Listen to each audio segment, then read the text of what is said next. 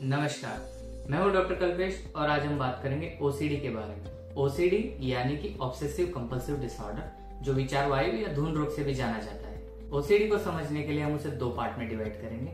पहला है ऑब्सेशन, दूसरा है कंपल्शन। ऑब्सेशन यानी कि अनैच्छिक, बार बार आने वाले, परेशान करने वाले खुद के ऐसे विचार जो घबराहट पैदा करते हैं और जिन्हें रोक पाना मुश्किल है। और तो और ये ऐसे विचार है जिनका कोई तर्क नहीं बनता।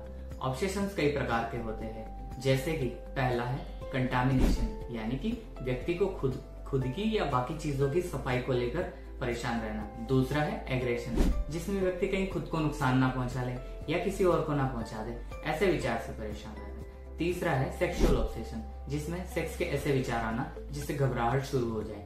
चौथा है होर्डिंग, जिसमें चीजों को खोने का डर या फिर पुरानी से पुरानी चीजें संभाल के रखना।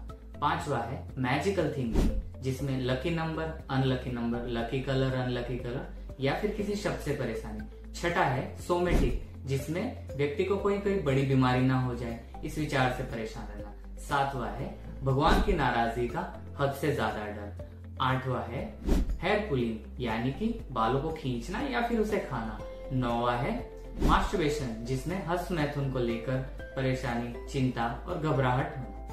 और भी कई प्रकार के ऑब्सेशन हो सकते हैं। अब बात करते हैं कंपल्शन की। कंपल्शन यानी कि ऑब्सेशन से हुई घबराहट को कम करने के लिए की गई प्रतिक्रिया। कंपल्शन दो प्रकार के होते हैं। पहला है मेंटल कंपल्शन, जो मन में किया जाता है और सभी मरीजों में देखा जाता है, यानी कि ऑब्सेशन के विचार को हटाने के लिए किसी और विचार को लाया जाए या फिर मानसिक तौर पर किसी पिक्चर को लाया जाए या फिर किसी निश्चित नंबर की गिनती की जाए जिससे घबराहट कम हो जाए।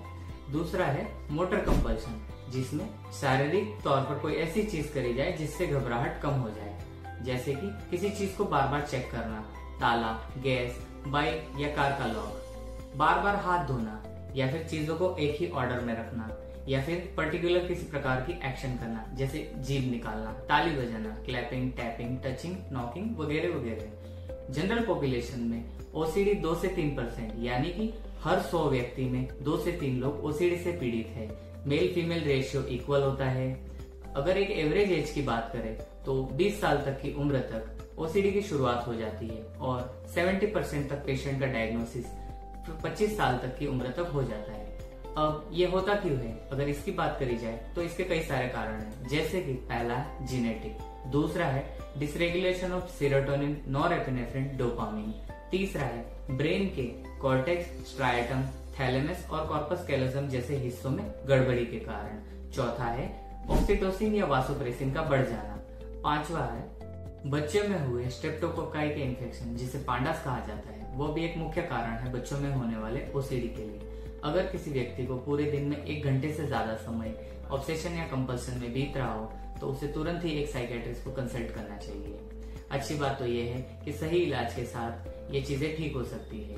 ट्रीटमेंट की अगर बात करें तो शुरुआत में मेडिसिन और कुछ समय बाद मेडिसिन प्लस थेरेपी, दोनों से ही मरीज को काफी फायदा होता है।